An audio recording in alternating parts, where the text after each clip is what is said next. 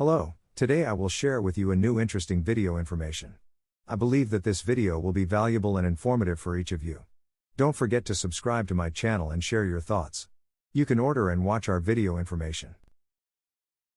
BMW currently has two distinct EV strategies, one that leverages flexible platforms to deliver electrified versions of otherwise conventionally powered gas models, think i4 and the new i7, and another that's churning out dedicated electrics such as the new 9 SUV. Even if we hadn't told you that, we bet you would have sniffed out some differences between the 9 and the other electrified BMWs on sale today. The i4 and i7 look mostly like their 4 Series Gran Coupe and 7 Series sedan counterparts. The 9? We caught you staring, didn't we? Odd though the 9 might appear, with its bulbous profile, slab sides, and Terminator, rise of the Beaver Teeth front end, its lineup follows familiar BMW practice, delivering saucy performance in its standard 9X Drive 50 format, plus even more in the M Performance version, dubbed the 9 M60. A reworked rear drive motor with a longer stator and rotor, and double the amperage, relative to the M50 is responsible for the M60's upgrade from 516 horsepower and 564 pounds-foot to 532 horsepower, 611 in sport mode, and 749 pounds-foot, 811 pounds-foot in launch control mode. Having already tested the 9X Drive 50, we're here to deliver the good news that, seriously, stop staring at the 9. The more powerful M60 delivers even more BMW appropriate performance and feels, looks be damned.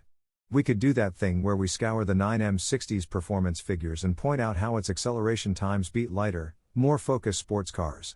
It is quicker to 60 miles per hour than the 503 horsepower, nearly 2,300 pounds lighter BMW M3 competition, for starters, but of course it is. EVs are good at out-drag racing gas-only models.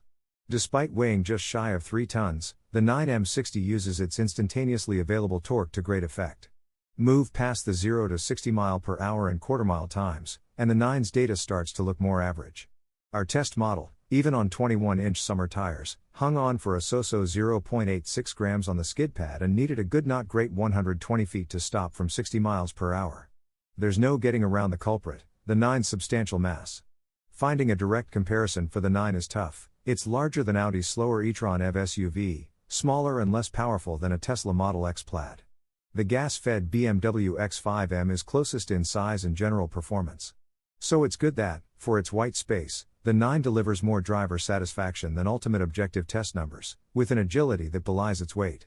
A few things are at work here. First, the 111.5 kWh battery, 106.3 kWh usable, is mounted low in the body, under the floor, dragging the center of gravity toward the pavement. Also, BMW equips the M60 with a clever rear-wheel steering feature. Combined, these imbue the tall, bulky 9 with an unexpected eagerness for changing direction. The light, quick steering helps, too, and its variable ratio feels more natural than you might expect, especially given the rear wheels help direct the 9. BMW takes further advantage of the electric 9's EV layout by making the M50 model's air springs and adaptive shocks standard, tuning both for quicker responses. Ditto the anti-roll bars, which are 10% stiffer in front and 20% in the rear than those in the M50. Read between the lines of the M60's okay handling figures, and the 9 is properly fun to drive. That stiffer rear anti-roll bar certainly plays a role, helping keep the M60 neutral. Boot the accelerator, and you can drift this electric luxury SUV all day. It truly feels like a taller, more powerful M3 competition, so soccer practice runs will be anything but boring. Brake feel, a typical sore spot on EVs with regenerative braking, is consistent and reassuring. You won't be able to detect where the computers hand off decelerative duties from the motor's regenerative function to the mechanical brakes, which, aside from tuning, are shared with the 9 M50 model. In our first drive story for the M60, we questioned whether it was good enough to wear even BMW starter-level M performance badging. Our test figures, while not exceptional, don't really dispute our prior conclusion, that it is a surprisingly fun electric SUV to drive. It also lacks any major compromises in pursuit of ultimate driving machinations. The ride is comfortable, even in the Sport and Sport Plus drive modes, and the 9 is very spacious and deathly quiet. We rather enjoyed the Hans Zimmer composed zoomy noises you can choose to play every time you press the accelerator. It makes you feel like you're revving an alien orchestra, which is interesting, if not as thrilling as listening to one of BMW's inline 6s or V8s. The rest of the cabin is just offbeat enough to signify how different this vehicle is, as if the exposed carbon fiber sections of the body structure visible in the door jambs weren't enough.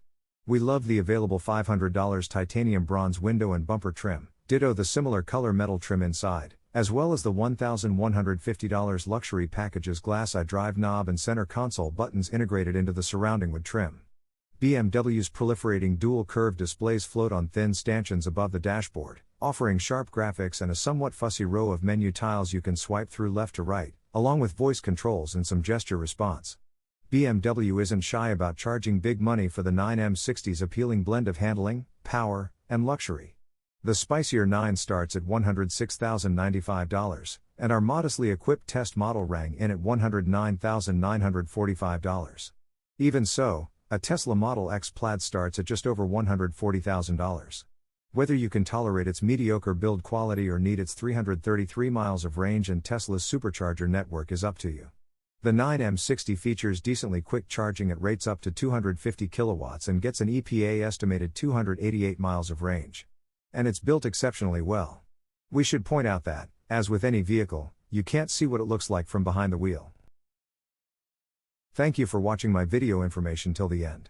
I hope that this information was valuable to you and will help you in choosing a car. Don't forget to subscribe to my channel and keep the notification button open to stay up to date with my channel updates. Thank you.